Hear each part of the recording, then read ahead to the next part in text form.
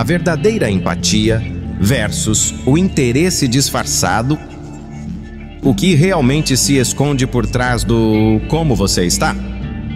Quantas vezes você já ouviu alguém perguntar: como você está? Parecia uma frase simples, mas por trás dela, uma enxurrada de intenções ocultas pode estar escondida. Essa pergunta, aparentemente inocente, carrega um poder impressionante de tocar ou ferir. Por vezes, é uma porta aberta para a empatia, uma chance de conectar-se genuinamente, mas em outras, é apenas uma fachada, um eco vazio repetido por conveniência ou interesse. E quando percebemos que a intenção não é verdadeira, algo em nós se quebra. Pessoas que realmente se importam são como um farol em meio a um oceano de superficialidade. Elas perguntam por que desejam saber, por que se preocupam, porque enxergam em você algo além do utilitário. Há algo confortante em como essas pessoas demonstram preocupação, não apenas nas palavras, mas em sua presença. Quando você responde, elas escutam.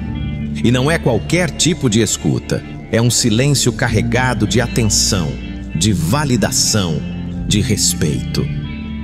Você sente que sua dor importa, que seu momento é digno de acolhimento. Em contraste, existem aqueles cuja pergunta vem com segundas intenções tão evidentes que se tornam dolorosas. Eles não querem ouvir a verdade, apenas querem cumprir um protocolo. Talvez fingir um interesse que nunca existiu. Esses sorrisos que não chegam aos olhos, essa pressa em desviar o assunto para algo que os beneficia.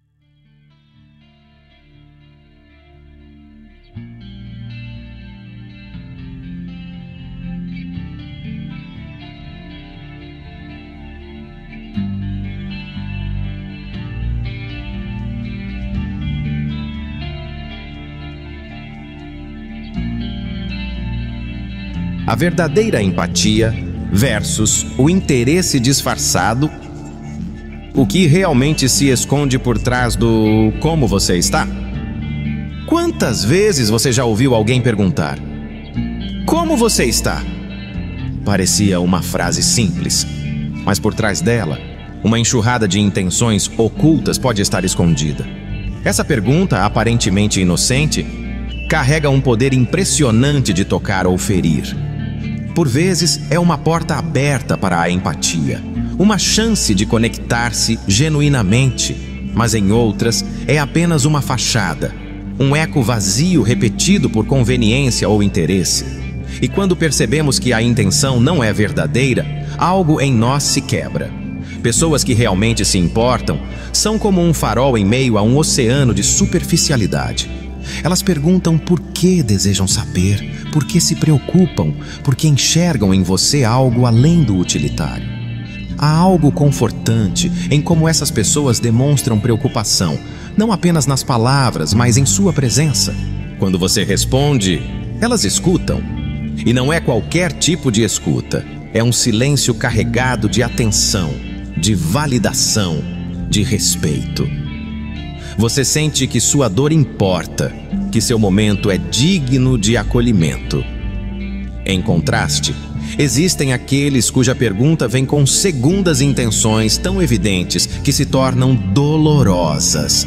Eles não querem ouvir a verdade, apenas querem cumprir um protocolo. Talvez fingir um interesse que nunca existiu. Esses sorrisos que não chegam aos olhos, essa pressa em desviar o assunto para algo que os beneficie, tudo isso denuncia que sua resposta nunca foi relevante.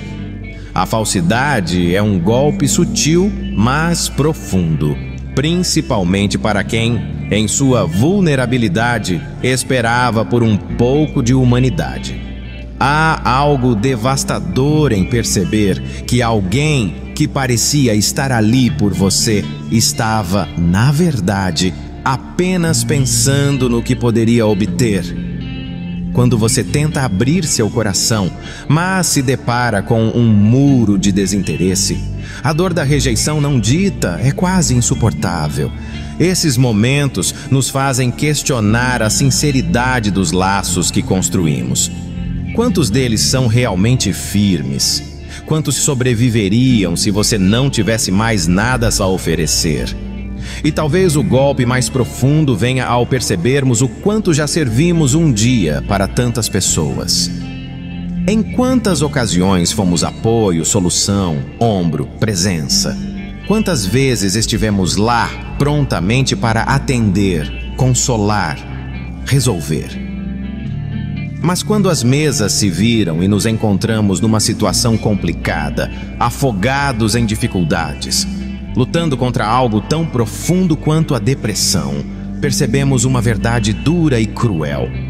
Aqueles que pensávamos serem amigos, pessoas genuínas, simplesmente desapareceram. Não nos procuraram mais. Não havia mais interesse porque deixamos de servir a seus propósitos, deixamos de alimentar suas conveniências, e assim olhamos ao redor e vemos o tão pouco que restou. As vozes que permanecem, poucas e raras, são aquelas que verdadeiramente se importam. Enquanto isso, os outros, sempre que questionados, dizem estar ocupados. Mas não é a ocupação que nos afasta, sabemos disso, é o desinteresse puro. A incapacidade de priorizar o que não os beneficia. Isso dói, rasga, cria feridas que parecem não cicatrizar. E, no entanto, talvez o mais doloroso seja o impacto prolongado desse tipo de relação. Ele corrói nossa capacidade de confiar, deixa cicatrizes que nos fazem hesitar antes de nos abrirmos novamente. Quantas oportunidades de conexão genuína perdemos, porque ainda estamos carregando o peso de falsidades anteriores?